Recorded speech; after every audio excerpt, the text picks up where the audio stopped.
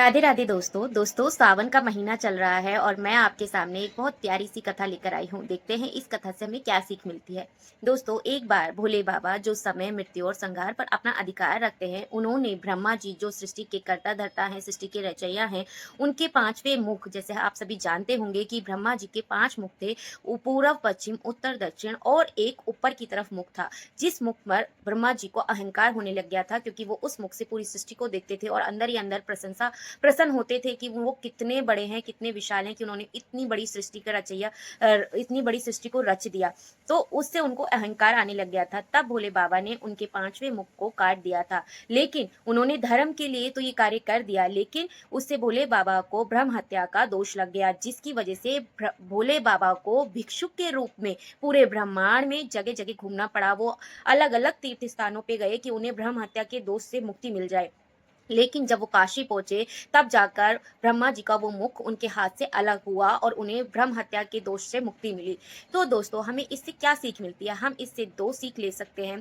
पहला तो, जब ब्रह्मा जी जो भगवान हैं, जो सृष्टि के रचयिता हैं, जब उनको अपने कार्य पे अहंकार हो सकता है, तो हम मनुष्यों को क्यों अहंकार नहीं हो सकता? ये बहुत स्वाभाविक है। तो इसमें किसी से छुपाने या डरने की ज़रूरत नहीं, बस स्वीकार करने की ज़रूरत है कि हाँ, कभी मुझे भी अहंकार आ सकता है, पर मैं इतनी शक्तिशाली हूँ या शक्तिशाली हूँ कि मैं उस अहंकार से मुक्ति पा सकती हूँ।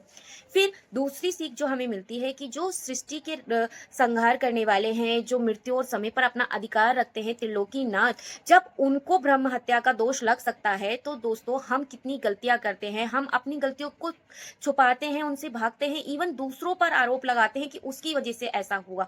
तो क्या हमसे ये छोटी-सी उम्मीद नहीं रखी जा सकती कि हम अपनी गलती को स्वीकार करें और बस उसका पश्चाताप कर लें? बेशक हम उस इंसान से, अगर हमारे अंदर इतनी शक्ति नहीं है कि जिसके साथ हमने गलत किया या हमसे कोई गलती हुई, हम उससे डायरेक्ट उसको एक्सेप्ट कर सकें, तो ना सही। पर जिस परमपिता ने हमें ये जीवन दिया है, इस सृष्टि को बनाया है, जिस भी भगवान में आप विश्वास रखते हैं, उसके समक्ष आप आँख बंद करके, हाथ जोड़कर, सर झुकाकर, जैसे भी आप चाहें, अपनी गलती स्वीकार कर, अपनी गलतियों का पश्चाताप कर लें, ताकि आपको ना सिर्फ बाहरी सुकून मिले, बल्कि आपकी अंतरात्मा की भी शुद्धि हो जाए। क्योंकि जब आपको अंदर से सुकून मिलता है, तभी आप अपने अगले कदम पर बहुत सक्सेस होते हैं दोस्तों।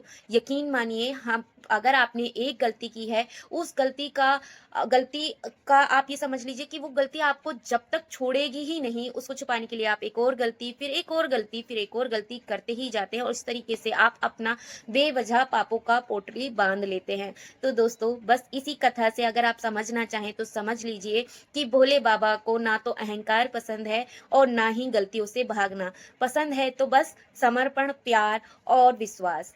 मिलती हूँ नेक्स्ट वीडियो में, तब तक के लिए हर हर महादेव, राधे राधे।